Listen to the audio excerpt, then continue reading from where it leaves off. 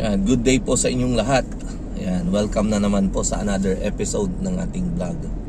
Kumusta na po kayo? Ayan. So today is January 18 ba? 19? Sunday po.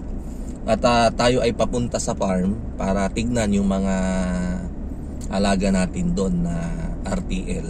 Ayan. At habang tayo ay nagmamaneho, naisipan kong gumawa ng video tungkol sa katanungan, ang pagsagot sa katanungan ng isa sa mga subscriber natin na ano daw ba yung mga dapat ihanda or paghandaan kapag tayo ay umorder ng RTL.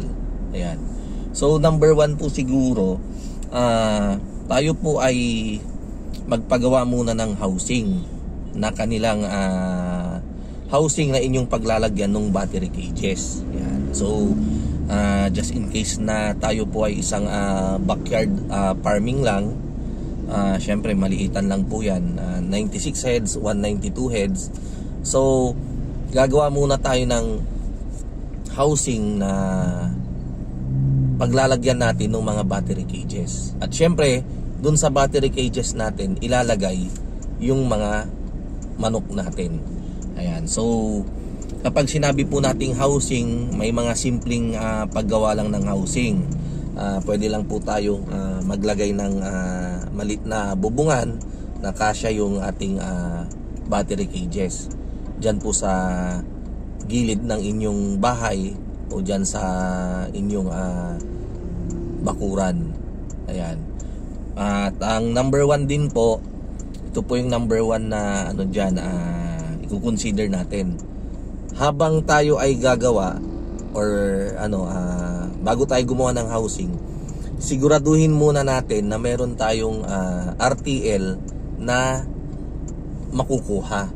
So number one po talaga, magpapabook po muna tayo ng RTL kasi napansin ninyo parang sa ngayon January 18 or January 19 pa lang, pero ang available nating RTL ay sa pang April 24 na.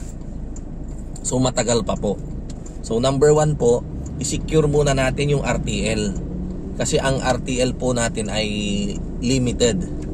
Ayan. Hindi po kagaya ng battery cages natin na palagi pong available yan, yung battery cages. Yung RTL po ay mabilis maubos, kaya unahin po natin ang pag-order. So halimbawa, tamang-tama April 24 yung available natin na RTL. So ang earliest possible time ng delivery natin dyan ay 10 days earlier. So April 14, April 15, ganyan. So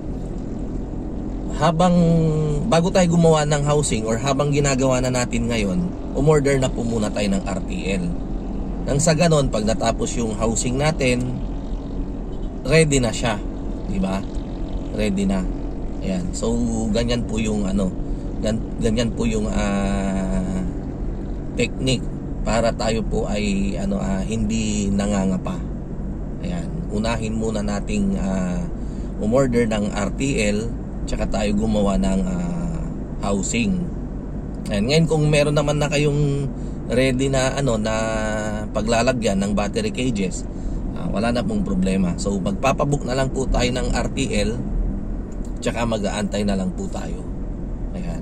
So yung battery cages ninyo ay ganun din, pwede nating pagsabayin yung delivery kapag ito ay 192 heads capacity lang. Pwede magsabay yung delivery ng manok at tsaka battery cages. Subalit kapag medyo marami-rami na yan, mga 504 heads na po siya pataas, uunahin po talaga nating i-deliver yung battery cages, and then susunod po yung RTL. Ayan. So sana nabigyan ko kayo ng idea regarding sa topic po natin for today. Kita po ulit tayo sa mga susunod nating vlog. Maraming salamat po. God bless po at mabuhay.